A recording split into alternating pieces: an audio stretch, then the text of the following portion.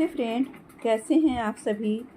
मैं बिहार की बेटी, झारखंड की बहू, आप सबों का मम्मास ब्लॉग में बहुत बहुत स्वागत करती हूँ। फ्रेंड्स, चैत की नवरात्रि चल रही है और डेली मैं चैत नवरात्रि के अलग अलग रूपों की पूजा के बारे में बता रही हूँ। माँ के अलग अलग रूपों की पूजा के बारे में आप लोगों के साथ कुछ बातें शेयर कर रही हूँ। यदि आप लोगों को मेरा ब्लॉग अच्छा लगता है तो प्लीज़ कमेंट में ज़रूर बताइएगा। तो आज के 12 अप्रैल माता कुष्मांडा की पूजा है, तिथि है इनका। माँ कुष्मांडा को अष्टभुजाधारी भी कहा जाता है।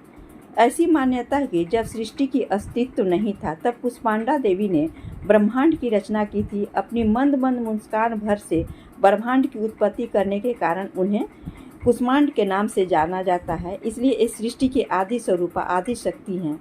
माँ कुष्मांडा की 8 भुजाएं हैं, इसलिए माँ कुष्मांडा को अष्टभुजा देवी के नाम से भी जाना जाता है। इनके 7 हाथों में क्रमशः कमंडल, धनुष, बाण, कमल, पुष्प, अमृत पूर्ण कलश, चक्र तथा गदा है।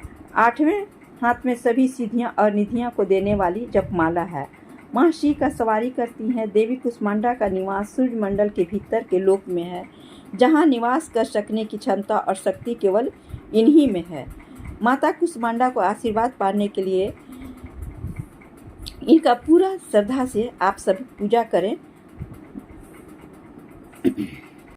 नवरात्रि पर्व के चौथे दिन भक्त का मन अनाहता चक्र में प्रवेश करता है, जिसमें उसे फोकस करना चाहिए।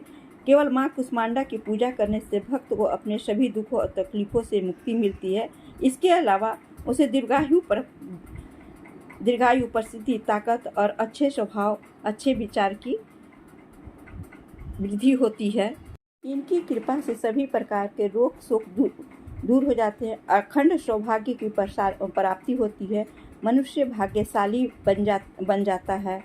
माँ का यह रूप हमें जीवन में शक्ति प्रदान करने वाला माना गया है।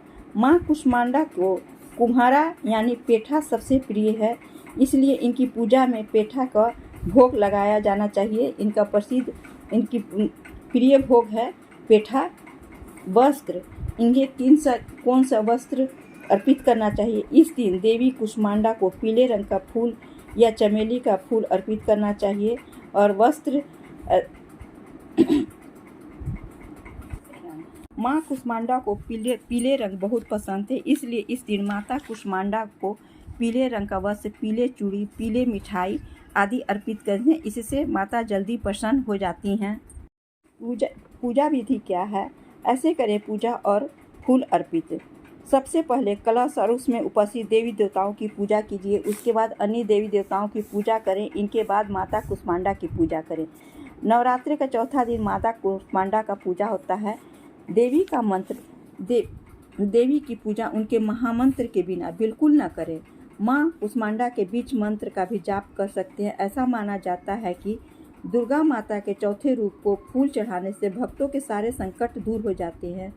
देवी कुष्मांडा को की श्रद्धा से पूजा करने से मानसिक शारीरिक रोग दूर होते हैं। माता की कथा। पौराणिक कथाओं के अनुसार देवी कुष्मांडा के शरीर की चमक सूर्य के समान है। देवी कुष्मांडा की पूजा पाठ से समस्त रोग शोक की नाश होती है। साथ ही इनकी भक्ति से मनुष्य में बल, आयु, यश और स्वास्थ्य में वृद्धि होती है। पुराणों के अनुसार देवी कुष्मांडा को पीले रंग का कमल बेहद पसंद है। इसे चढ़ाने से अच्छे स्वास्थ्य का आशीर्वाद प्राप्त होता है। 12 अप्रैल चतुर्थी कुष्मांडा माता की पूजा का सौभाग्य योग है। 12 अप्रैल सुबह 4:30 से 13 अप्रैल प्रातः 2:13 तक। 12 अप्रैल सुबह 4:30 से 13 अप्रैल प्रातः 2:13 तक। और रवि योग कब है। 13 अप्रैल प्रातः 12:51 से प्रातः 5:58 तक। नवरात्रि के 9 दिनों में साधक तमाम प्रकार से देवी भगवती की पूजा आराधना करते हैं। नवरात्रि का चौथा दिन माँ कुष्मांडा को समर्पित है। इस दिन विधि विधान से माँ दुर्गा के चौथे स्वरूप कुष्मांडा माता की पूजा की जाती है और पेठे का भोग लगाया जाता है।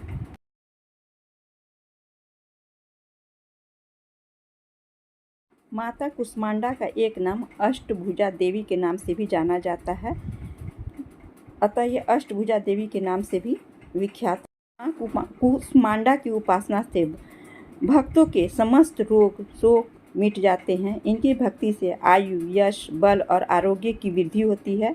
माँ कुष्मांडा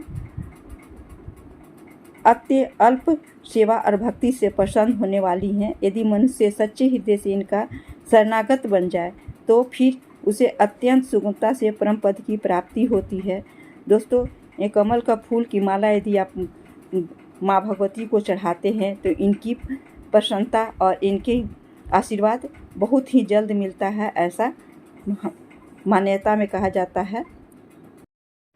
दोस्तों, मैंने आज आपको देवी कुष्मांडा माता के बारे में विस्तृत जानकारियाँ शेयर किए हैं।